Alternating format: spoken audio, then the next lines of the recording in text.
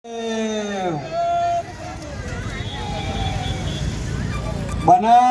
બેન, બેની બેન બોલો. આપણે દિલ્હી મોકલવાના બેનને.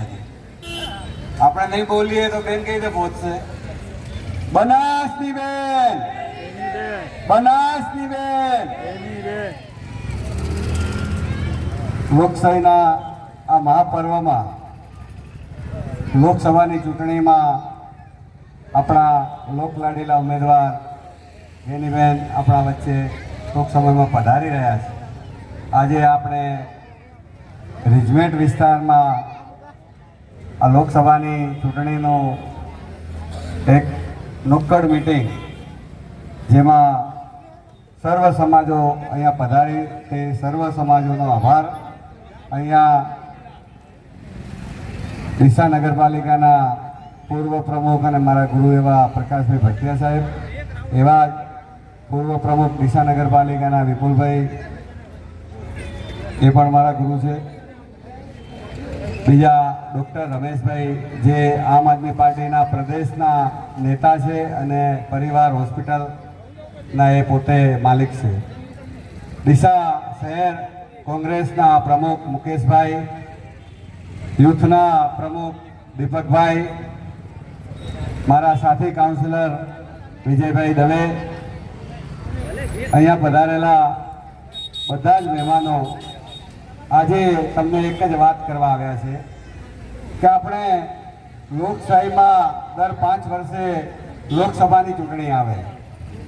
લોકસભાની ચૂંટણી છેલ્લા 10 વર્ષમાં ગુજરાતમાંથી 26 સીટો ભારતીય જનતા પાર્ટીને આપણે આપી. 2014માં ભારતીય જનતા પાર્ટી 26 સીટો જીતી, 19માં 26 સીટો જીતી. આપણે જાણીએ છીએ કે 2014માં આપણા પાસેથી અહીંયાથી ભારતીય જનતા પાર્ટીના ભાઈ ચૂંટાઈને ગયા હતા, એ ગૃહમંત્રી પણ બન્યા હતા, હરિભાઈ ચૌધરી. પણ હરિભાઈ ચૌધરી ક્યાંય સંસદમાં વાત કરતા ના દેખાણા, આપણા વિસ્તારની કોઈ રજૂઆત કરતા ના દેખાણા. એટલે આપણે એટલું જ કહેવાનું કે અહીંયાથી આપણે વોટ આપીને ભારતીય જનતા પાર્ટીના ઉમેદવારને મોકલીએ એટલે ત્યાં જઈને એસી જઈને સુઈ જાય. તમારી શું ચિંતા છે, તમારી શું મુશ્કેલીઓ છે, તમારે યુવાનો કેમ બેરોજગાર છે, તમને શું તકલીફો છે, એ કોઈ વાત ત્યાં કરવાની નહીં. પરબતભાઈ ગયા, પરબતભાઈને કોઈ ઓળખતું નથી, ત્યારે સામે પક્ષે આજ બી દેખીએ છીએ આપણે કે એવા જ એમને ઉમેદવાર લાયા કે જે કોઈ બનાસકાંઠાનો વ્યક્તિ ઓળખતો નથી. અને આપણી પાસે એવા બેન આવ્યા છે જે ગુજરાત વિધાનસભામાં આખા ગુજરાતની વાત, ખેડૂતની વાત, યુવાનોની વાત, ગરીબોની વાત, બધાની ચિંતા લઈને ગુજરાત વિધાનસભાને ગજવે એવા બેન આપણાને આ વખતે મળ્યા, એ આપણું સૌભાગ્ય કહેવાય. જો આપણે ગેનીબેનને અહીંયાથી ચૂંટીને મોકલીશું તો આપણે એક વસ્તુની શાંતિ થઈ જશે કે ત્યાં દિલ્હીના દરબારમાં આખા ગુજરાતની, આપણા વિસ્તારની, આપણા શહેરની દરેક વાત ત્યાં એ સંસદમાં ઉપાડશે. અને એવી રીતે ઉપાડશે, આંખમાં આંખ નાખીને કહેશે કે મારા વિસ્તારમાં કામ બાકી છે, મારા વિસ્તારની ચિંતા મને છે, મારા ગરીબો દુઃખી છે, મારા ખેડૂતો દુઃખી છે, મારા યુવાન ભાઈ બહેનો દુઃખી છે. એ વાત આંખમાં આંખ નાખીને કરવા વાળા બેન આપણી વચ્ચે આવ્યા છે.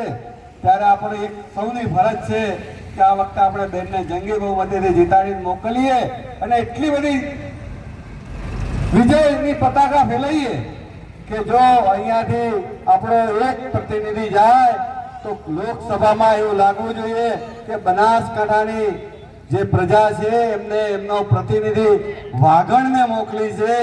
એ જઈને ત્યાં જે પણ એમ આપણા વિસ્તારને વિરોધ કરતા હશે, આપણા વિસ્તારની ચિંતામાં કોઈ સહભાગી નહીં થતા, એ બધાને ફાડી ખાય એવા છે બેન. એટલે આપણે એક વસ્તુ સમજવાની જરૂર છે કે ગેનીબેન કાયમ માટે આપણી સાથે રહેશે, આપણા નાના મોટા સુખ દુઃખમાં ભાગીદાર બનશે. આજે મને દુઃખ એ વાતનું થાય કે આપણે 10 વર્ષ સુધી જે આપણે ઉમેદવારોને મોકલ્યા હતા એને આજે ડીસામાં તમે ફોટો લઈને ફરો તો 100 થી 10 જણ ઓળખતા નથી. ત્યારે આ વખતે પણ એમને એવા જ ઉમેદવાર મોકલી દીધા. આપણે જાણીએ છીએ કે ગયા વખતે વિધાનસભાના ઇલેક્શન વખતે આ લોકોએ વચન આપ્યું હતું ગેસનો બાટલો 400 રૂપિયામાં. બાજુમાં રાજસ્થાનમાં ભારતીય જનતા પાર્ટીની સરકાર છે, ત્યાં ગેસનો બાટલો માત્ર 400 રૂપિયામાં મળે છે. આપણે અહીંયા 800-900 રૂપિયા છે. કેમ આવો ભેદભાવ કરવામાં આવે છે? એનું કારણ એક જ છે કે 27 વર્ષથી તમે ગુજરાત વિધાનસભાનો તખ્તો નથી પલટ્યો, 10 વર્ષથી તમે લોકસભામાં તખ્તો નથી પલટ્યો. હવે આપણા બેન આવી ગયા છે એટલે ટૂંક સમયમાં બેન પણ આપણાને સંબોધશે. એ પહેલા આપણે અહીંયા બેનને આવકારીએ. બનાસની બેન, બનાસની બેન, બનાસની બેન, બનાસની બેન, બનાસની બેન. આવો પધારો.